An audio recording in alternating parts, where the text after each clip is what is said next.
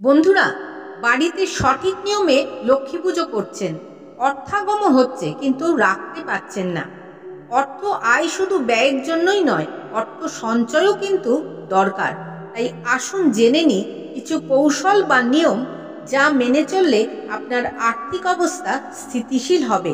আজকের এই নিয়েই আমাদের এই ভিডিওটি প্রথম থেকে শেষ পর্যন্ত দেখুন, আর ভালো লাগলে চ্যানেলটি সাবস্ক্রাইব করে আমাদের পাশে থাকুন।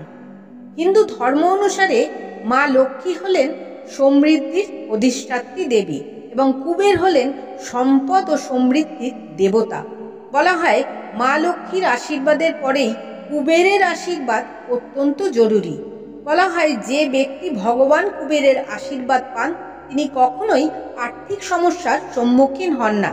তাই কুবেরের আশীর্বাদ পেতে আপনি বাড়িতেই মেনে চলুন কিছু নিয়ম। 1.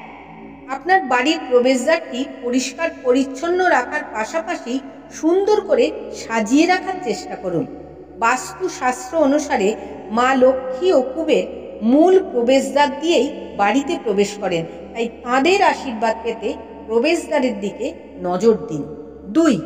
বাড়িতে যাতে ঠিকমতো সূর্যের আলো ঢুকতে পারে, তাই ঘরের আসবাবপত্রগুলো সেইভাবেই রাখুন যাতে ঘরে পর্যাপ্ত আলো ঢোকে। 3. আপনার জানলা ও আয়না পরিষ্কার করে রাখুন। 4. আপনার বাড়ির উত্তর দিকটি হলো কুবেরের স্থান, তাই আপনি একটি কুবেরের মূর্তি উত্তর দিকে রাখুন।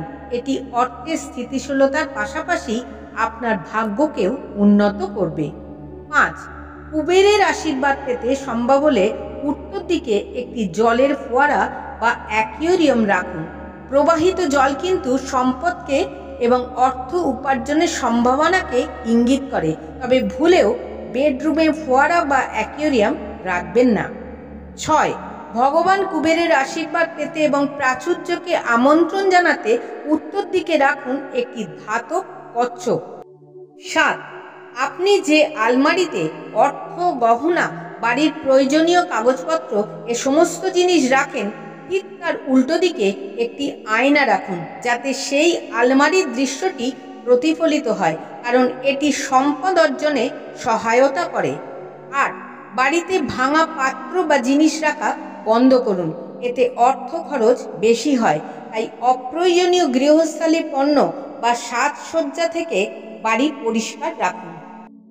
9. বিনামূল্যে কোনো কিছু গ্রহণ করবেন না।